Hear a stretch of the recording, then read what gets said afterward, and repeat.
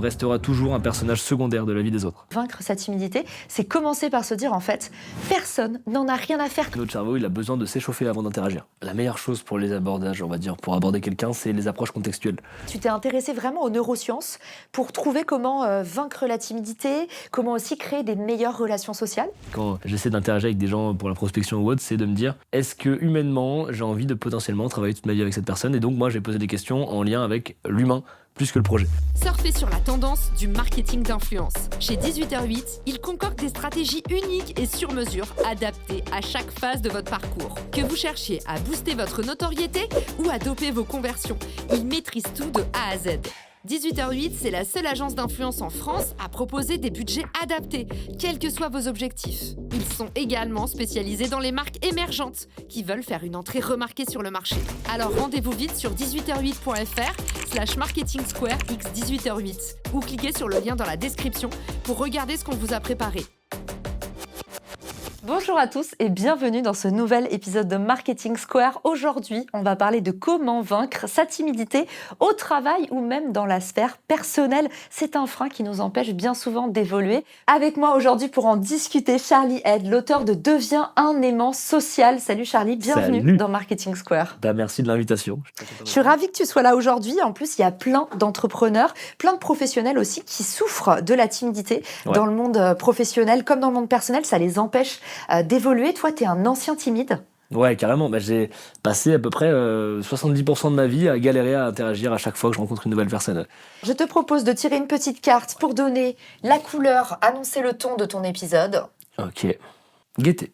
Gaieté. En général, les mots correspondent assez bien aux invités. Okay, c'est réalisé sans trucage, c'est je sans précise. trucage, j'ai largué. Est-ce que tu dirais que la gaieté permet de vaincre la timidité, c'est-à-dire le fait d'être plutôt heureux, enjoué et de mettre déjà des bonnes intentions dans ses relations avec les autres? Ouais, parce que ce qui est sûr, c'est que les gens se calquent sur comment on est, en vrai. Donc si t'es très gêné quand t'interagis, ils vont être très gênés avec toi. Alors que si t'es très joyeux et que tu leur apportes une good vibes, ils vont être très good vibes aussi. Donc ce qui est sûr, c'est que si t'apparais avec une bonne énergie, tu reçois de la bonne énergie. Et du coup, c'est plus simple. C'est quelque chose dont tu parles souvent. J'ai beaucoup regardé tes vidéos, tu parles du jugement des autres, et tu parles beaucoup de l'effet spotlight en disant on projette finalement nos propres angoisses sur les autres. Est-ce que pour les auditeurs et ceux qui te regardent aujourd'hui, tu peux définir l'effet spotlight? Spotlight ou projecteur en français, c'est la même chose. L'idée, c'est qu'on surestime toutes les interactions et surtout tout le regard des autres sur nous. On a toujours l'impression que tout le monde remarque tous les petits détails chez nous, alors qu'en réalité, il y a plein d'études qui le montrent. C'est l'idée qu'en fait, on surestime de plus de 5 fois le regard des autres sur nous. Donc en gros, si on pense qu'il y a 20 personnes qui ont vu qu'on était un peu fatigué aujourd'hui, en vrai, tu divises par 5 et puis t'en as quoi? 4 x 5, 20, t'en as 4 sur 20, tu vois. Et ça a été démontré plusieurs fois et c'est hyper intéressant. Et ça fait du bien de le savoir parce que rien que le fait d'avoir conscience de ça, ça fait que quand tu interagis, tu te dis en fait, la plupart des gens s'en foutent et ils pensent à eux en premier, ce qui est normal. On restera toujours un personnage secondaire de la vie des autres.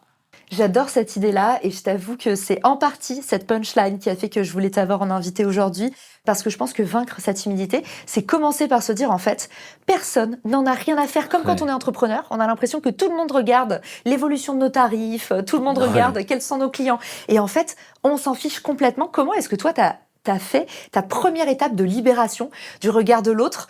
Est-ce que c'est lire des statistiques? Est-ce que c'est un constat, une anecdote? Comment est-ce qu'on peut prendre conscience de ça? Moi, la première chose que j'ai faite, c'était de me dire il faut que je sois vraiment convaincu au fond de moi que les autres n'en ont rien à faire. Donc, j'ai fait plein de trucs théoriques, j'ai appris des citations, j'ai regardé des statistiques, etc. Mais ça m'a pas fait de déclic.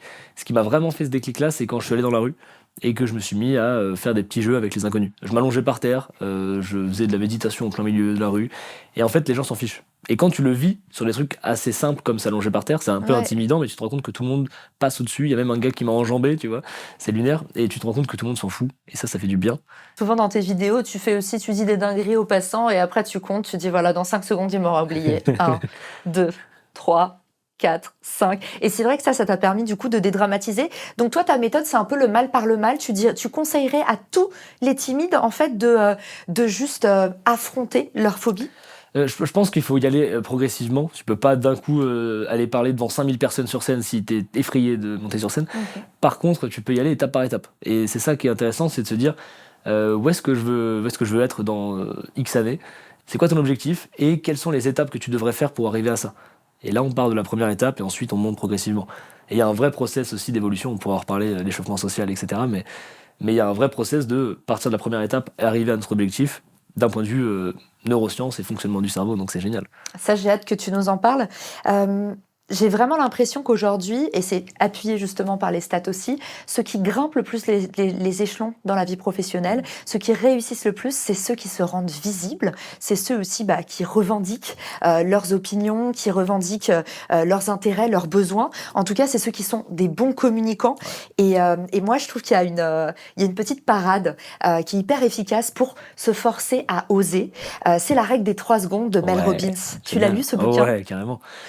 Est-ce que tu veux l'expliquer? Ouais, moi j'aime beaucoup cette règle-là, c'est quand t'as quelque chose qui te passe en tête, en tout cas moi c'est comme ça que je l'applique, et que tu dois dire quelque chose à quelqu'un, ou en tout cas que t'y penses, à partir de là tu comptes 3 secondes, tu comptes 1, 2, 3 et tu dis la chose. T'as plus le choix de le faire. Et en fait quand tu ne brises jamais cette règle, dès que t'as quelque chose qui va te venir en tête, c'est 1, 2, 3, salut, j'ai envie de discuter avec toi. Et t'es obligé de le faire. Et ça marche extrêmement bien, et il y a eu des recherches qui ont été faites sur ce sujet-là. Ils ont découvert un truc très simple, c'est que le cortisol, donc l'hormone du stress, elle se sécrète dans le cerveau au bout de 3 à 5 secondes. Ce qui veut dire que quand tu comptes dans ta tête et que tu agis avant ce truc-là, en fait, tu coupes l'arrivée du cortisol. L'intellectualisation. Et t'as pas le temps de commencer à stresser parce que tu y es allé avant. Et donc, c'est trop bien parce que même, encore une fois, d'un point de vue du cerveau, la règle, elle fonctionne. Et c'est trop fort. On connaissait ça pour se jeter à l'eau, mais moi j'ai adoré ce livre, je le mettrai dans les ressources de l'épisode avec le tien, de Mel Robbins. Et je trouve que, en fait, quand on est justement dans cette étape de j'y vais pas, qu'on soit en réunion, le fameux moment où vous avez un truc à dire et puis vous mangez comme ça les lèvres à la fin du meeting parce que vous l'avez pas dit.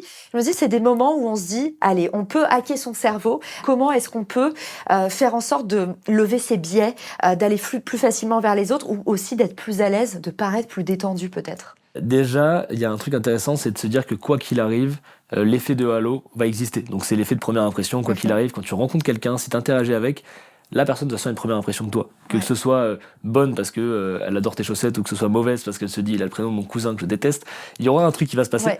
Et à partir de là, c'est une bonne chose, parce que tu vas créer une émotion chez l'autre, et après tu vas pouvoir développer la relation ou pas. Ce qui est très, très relou, c'est quand la personne te remarque pas. Et là, du coup, t'es facilement oublié. Et du coup, tu crées pas de lien et tu peux pas inverser, même si l'émotion était négative. Je trouve ça beaucoup plus dur d'être oublié et de pas être remarqué que d'être remarqué négativement et plus tard de devoir inverser la tendance, tu vois. Donc ça, déjà, c'est cool d'avoir en tête que quoi qu'il arrive, le but c'est d'interagir, parce que si c'est positif ou négatif, on s'en fiche, on pourra changer plus tard. Et puis après, d'un point de vue neurosciences, des petits hacks un peu comme le règle des 3 secondes, moi, mon préféré, c'est peut-être la chose à retenir pour moi sur la timidité, c'est l'échauffement social. Et donc c'est, ou élan d'exécution, c'est le terme technique, c'est l'idée que notre cerveau il a besoin de s'échauffer avant d'interagir. Et en fait, tu peux t'échauffer facilement avec des petites interactions. Tu peux dire bonjour aux gens que tu croises dans la rue avant d'arriver dans ton entretien qui te stresse. Tu peux demander l'heure si t'es plus à l'aise, de discuter un petit peu, même avec tes potes, ça marche. Et plus tu fais ça, plus ça va échauffer ton cerveau. Et j'imagine que ceux qui nous écoutent connaissent l'état de flow. En fait, le but, c'est de reprendre le processus de l'état de flow, mais adapté aux interactions sociales. Et quand tu fais ça, t'es directement plus à l'aise, ton cerveau il est échauffé, tu seras plus compétent, moins stressé. Enfin, c'est un délire. Et personne fait ça. Et c'est trop fort. Ouais, c'est comme l'effet d'acculturation, un peu, tu vois, avant un gros meeting en anglais, le fait de commencer par petites touches à reprendre contact avec l'anglais, ça permet de pas arriver cash dans le meeting. C'est exactement pareil, cette technique, l'acculturation, en fait, de s'habituer progressivement, comme quand on rentre aussi dans un bain d'eau froide, c'est y aller progressivement, comme ça on est moins en état de choc.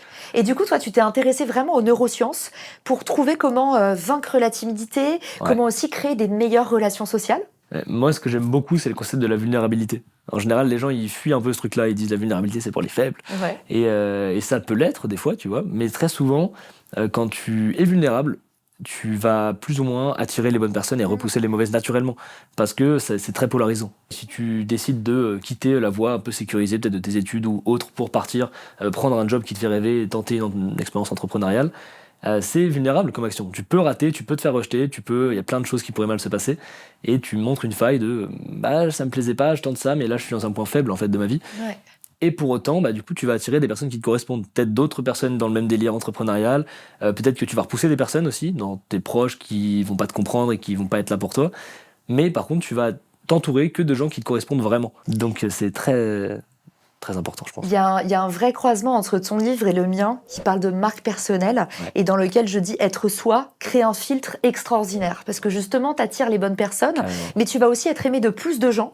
Parce que comme tu parles d'une histoire qui parle à tout le monde, c'est-à-dire quand tu parles de vulnérabilité, tout le monde a ça en commun. On va prendre un parallèle dans l'entrepreneuriat. Quand tu parles de réussite entrepreneuriale, tu vas toucher 10% des gens. Tu vas peut-être les inspirer. Mais si tu parles d'un moment où tu as vraiment merdé, 100% des gens vont se reconnaître. Donc ça crée aussi l'effet boys ou girls next door, c'est-à-dire c'est quelqu'un dans lequel je peux facilement le projeter, donc je vais lui donner ma sympathie, mon amour. Ouais, carrément, et puis ça montre aussi le côté humain, et c'est ça que les humains cherchent. Souvent une question qui me revient, c'est comment on fait pour être vulnérable. Il y a ce truc-là. Moi, la seule chose que j'applique, c'est de me dire, si j'ai quelque chose que je veux dire, mais que j'ose pas dire, je dois le dire absolument. C'est la seule règle que j'applique, et si c'est une chose bienveillante, évidemment.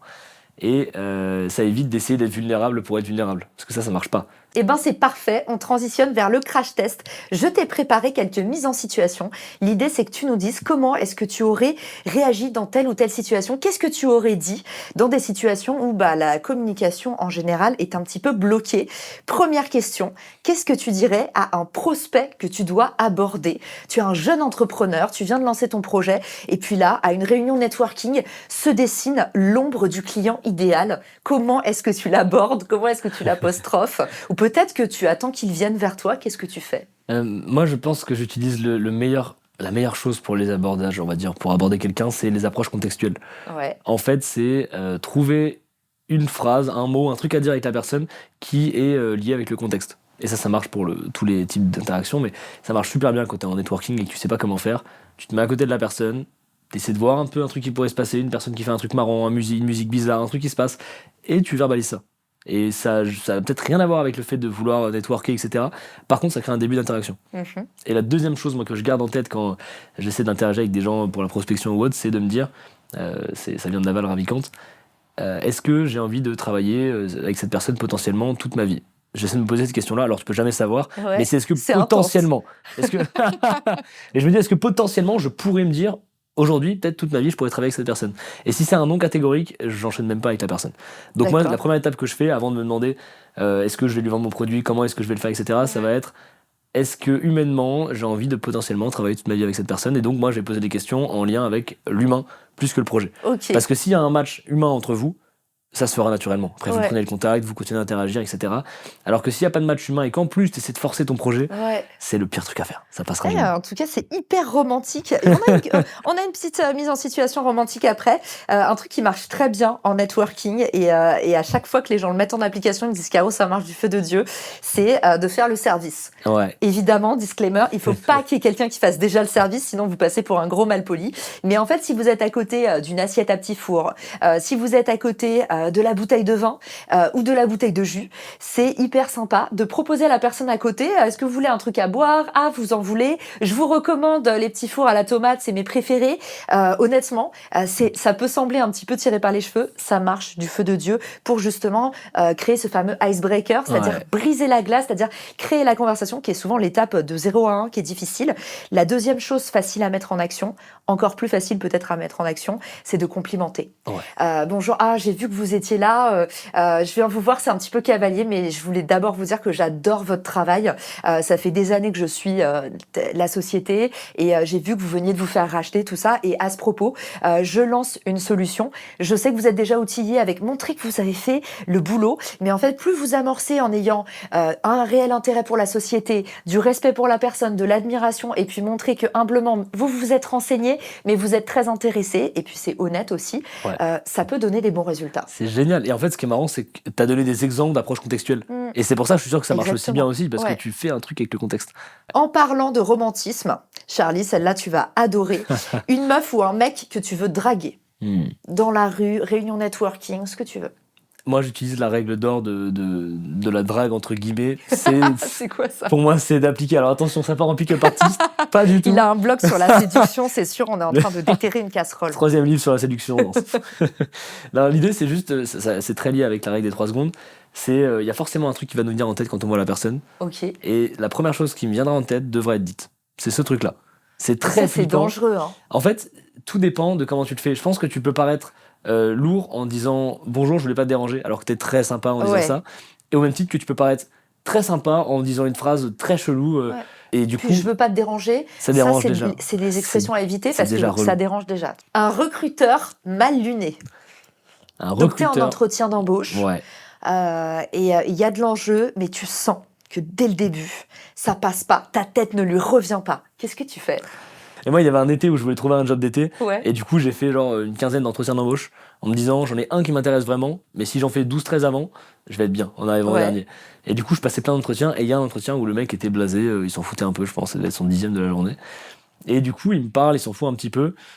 Et moi, je fais ce truc en me disant, je suis un génie de la manipulation, je vais lui coller une étiquette. Et en général, quand tu colles une étiquette, c'est positif. Donc je lui ai dit, on dirait que votre journée est compliquée ou un truc comme ça. Je lui ai dit un truc similaire. C'est la pire chose à dire. Il m'a T'as fait... l'air fatigué. Ouais, voilà. Et en fait, ce truc-là peut fonctionner des fois, mais pas en entretien d'embauche quand c'est pas un truc personnel. Ouais. Tu vois. Et du coup, le mec, je sais plus ce qu'il m'avait répondu, mais il était en mode non, ça va très bien. Et j'étais en mode ok. Question suivante. Donc en vrai, n'essayez pas de créer du lien perso avec un recruteur dès le début. Restez pro, parce que eux ils cherchent des gens pros au moins au début, quoi. Un client qui te parle mal. Alors ça, c'est dur. Hein. Ah, ça, c'est très dur. À tort surtout... ou à raison, d'ailleurs. Ouais, c'est ça. Voilà. Mais c'est toujours très dur parce que t'as pas envie de perdre le lien avec le client. Voilà. Par exemple, t'as déçu, t'as merdé, ou alors t'as rien fait, mais dans tous les cas, voilà, il a des mots. Ouais. Comment est-ce qu'on gère ça? Moi, je pense que sur l'instant, il faut pas se braquer, mais pas non plus trop rester sympa. Ouais. En fait, il faut réussir à s'adapter un peu à son... Ça, en mentalisme, on le fait beaucoup. Ouais. C'est de se calquer sur l'autre. Donc, si la personne est très énervée, tu vas répondre sur un ton qui est à peu près similaire, sans l'agresser. Hein. Mais par exemple, il va s'énerver, tu dis « Ok, je comprends que tu sois comme ça. » Et tu vois, tu rentres dans la même phase. En fait, c'est de la synchronisation. Et tu vois, ça va créer du lien très vite et tu vas te connecter à l'autre. Et même ça, en termes de comment on appelle ça, de négociation, tu peux après du coup faire redescendre aussi le ton, parce que tu t'es calqué avec son ton, et puis ensuite progressivement descendre, devenir un peu plus calme, et l'autre va revenir aussi un petit peu plus calme. Donc c'est assez fort ce truc-là. Ouais, j'adore. Donc le client qui parle mal, ok, la colère, donc tu nous as dit en fait on se met au même niveau mais sans agresser, mais du coup voilà. Pour montrer à l'autre que tu le comprends et que t'es avec lui sur ce truc-là, et oui, tu vois, ça fonctionne. Ok. Un exemple tout bête, c'est quand il y a un projet par exemple qui s'est pas passé comme prévu, un truc que je fais tout le temps et qui marche du feu de Dieu, et en fait c'est pas tellement de la manipulation, c'est en fait un exercice d'empathie qui finit par être naturel avec le temps. C'est imaginons par exemple que on va avoir fait une grosse connerie avec un client qui a été facturé 7 fois, tu sais les trucs Stripe automatiques, et en fait il y a une grosse boulette machin. En fait, le fait de dire au client que t'es un peu plus énervé encore que lui, c'est un hack de ma boule. Donc le mec il te dit oui c'est inacceptable, et là tu dis non, j'ai même pas les mots pour dire ce qui s'est passé. Je suis furieuse. Je vais tout de suite aller regarder. Et en fait, le mec, le fait que tu sois encore plus énervé que lui, le fait de jouer la surenchère, ça, tu vois, c'est un truc tout de suite, son cerveau, il est là genre, ok, je suis plus le plus énervé de la pièce. Et en fait, il se sent compris. Il peut se mettre un peu en retrait, il peut se détendre parce qu'on se dit, ma colère est comprise, ma colère est juste. Ouais, bon, et tu passes pour quelqu'un de fiable toi aussi, quoi. Ouais, mais tu te dis, ok, elle est impliquée dans ce que je vis. Ouais, tu m'as donné une autre idée que j'avais pas notée. Mais en fait, il y a pas longtemps, j'étais dans le train. Et dans le train, il y a quelqu'un qui fait un boucan de ma boule. Que ce soit une personne, vous savez, qui pour les hypersensibles, qui ont la fameuse phobie du bruxisme, que ce soit quelqu'un qui mâche hyper bruyamment, ou que ce soit quelqu'un qui est en train d'écouter une vidéo, volume très très haut, tout le monde en profite, ou juste quelqu'un qui abuse, qui hurle de rire ou qui est au téléphone. Comment est-ce que tu fais sans être passif-agressif? On connaît, moi c'est à la parisienne. Bien sûr, et ça fonctionne, mais ça met des tensions, tu vois. Le prochain bruit de bouche, tu vas te retourner. Non mais comment est-ce qu'on fait pour sortir justement de nos réflexes malheureux de tousser, faire tu regardes les gens, juste aller regarder. Toi, qu'est-ce que tu fais sainement? Moi, ça m'est arrivé il y a pas si longtemps que ça. Je prenais le train et c'est quelqu'un qui était en face de moi et qui, je pense qu'il jouait sur son ordi ou je sais pas, mais il avait une souris qui cliquait extrêmement fort. Tu sais, c'est pas c'est genre des clics vraiment, t'en peux plus. Tu mets tes réductions de bruit, tu les entends quand même. Enfin, c'était indécent. Et du coup, au bout d'une demi-heure, je me dis ok, ça va durer très longtemps. Le mec s'arrêtait pas. Et je vois un peu les gens autour qui font ce truc-là de. Ouais. C'était vraiment, en plus, c'était un Paris hier, donc Paris-Toulon, donc c'est 4 heures, tu vois. Et je vois les gens autour qui, tu sais, ils le regardent un peu, ils font le truc. Et tu sais, t'as toujours une petite mamie qui regarde et qui souffle tout le temps, tu sais. Et du coup, je lui dis, gars, je lui fais une petite vanne, je lui dis, gars, je crois que tu vas te faire taper par tout le wagon là si tu continues de faire ça. Et il se tape une barre. Et après, du coup, on discute un peu et je me suis dit, en fait, plutôt que jouer, plutôt que lui être sur son ordi et moi râler parce que je l'entends, de toute façon, je pourrais pas travailler s'il continue de faire ça pendant 1 heure. Bah viens, je discute un peu avec lui. Ouais. Mais on a parlé 1 heure et quart, je pense, et il a pas cliqué pendant 1 heure et quart. Et puis j'ai discuté avec un gars qui était cool en vrai. Donc le moment était sympa. Ça me permettra pas de travailler pendant, mais ça a créé une interaction cool. J'adore. Non, très très malin. Tes parents te critiquent. On revient avec la famille. Là, on y retourne. Là. Tes parents qui te critiquent, ça y est, tu sors un projet entrepreneurial, un truc, et comme d'habitude, ton père a rien compris, et c'est parti. Pourquoi est-ce que Charlie, tu ne trouves pas un CDI ? Pourquoi tu tranches pas ? Pourquoi tu nous fais ça à ta mère et moi ? Alors moi, ça dépend de l'impact et la proximité que tu as avec tes parents. Moi, j'ai pas une priorité sur le lien de sang. Par contre, j'ai une très bonne relation avec mes parents, donc ils sont dans mon cercle intime.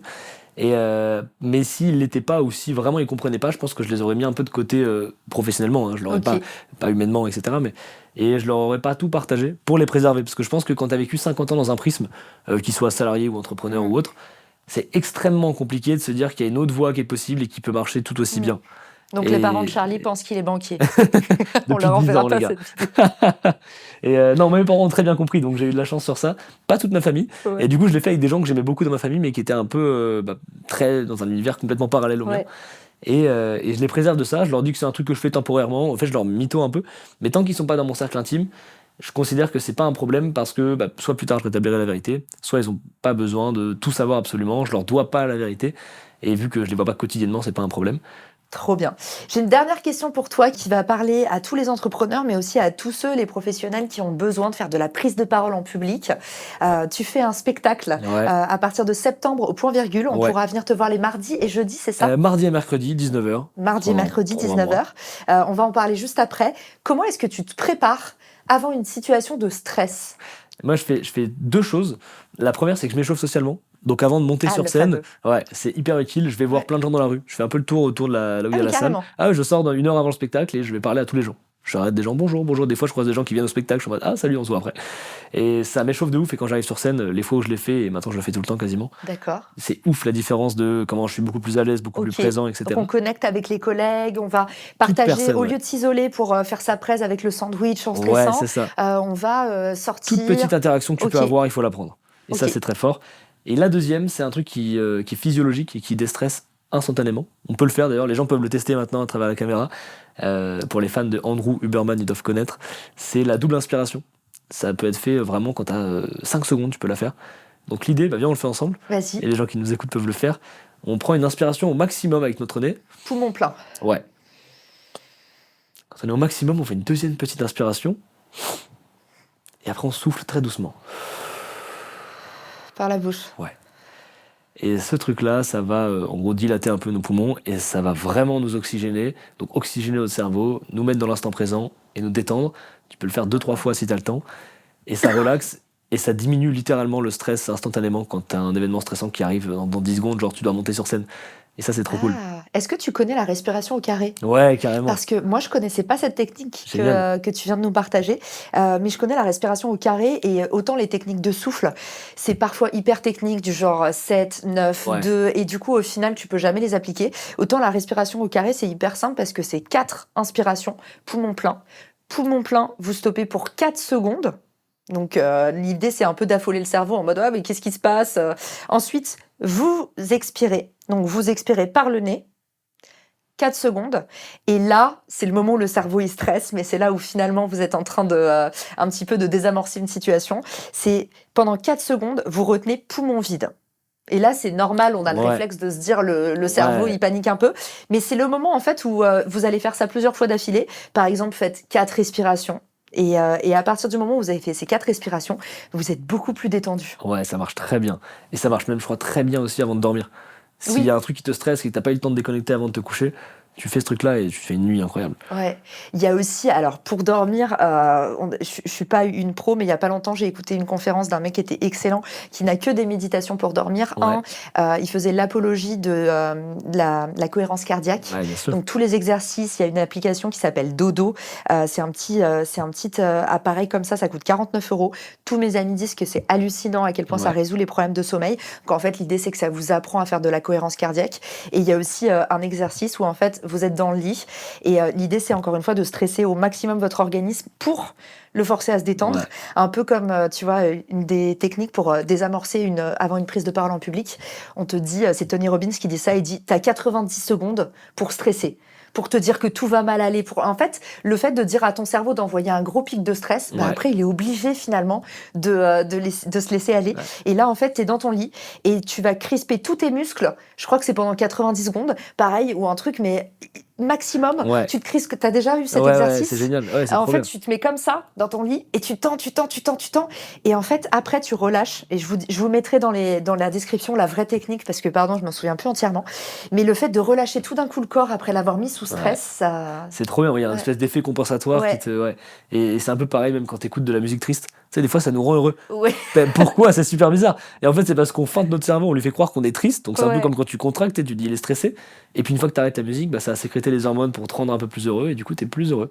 Donc c'est cool. Ouais, j'adore. On a beaucoup parlé de sollicitation paradoxale. J'espère que cet épisode vous a donné toutes les clés pour mieux gérer l'anxiété sociale, pour mieux gérer la timidité, pour mieux gérer le stress au travail ou dans la vie perso. J'espère que vous ressortez aussi avec des petits modèles, des petits templates d'inspiration dans les situations de communication un petit peu compliquées, un petit peu engorgées ou trop émotionnelles. Charlie, où est-ce qu'on peut te retrouver pour t'envoyer des mots d'amour, des courriers de fans, venir t'encourager, se procurer ton livre? Génial, écoute, comme tu l'as vu, je réponds sur Instagram. Donc en vrai. Appelez-le. L'enfer. Tellement, ne faites pas ça. Mais venez sur Instagram si vous avez des questions, je réponds à toutes les questions qui sont cool, donc n'hésitez pas. Instagram, c'est ton canal de choix. Ouais, c'est là où j'ai le plus accès à l'interaction avec les gens, donc c'est trop cool. Ok, parfait. On viendra te voir sur Instagram. Merci Charlie d'être venu nous voir. Merci à toi, c'était cool. Salut. Salut.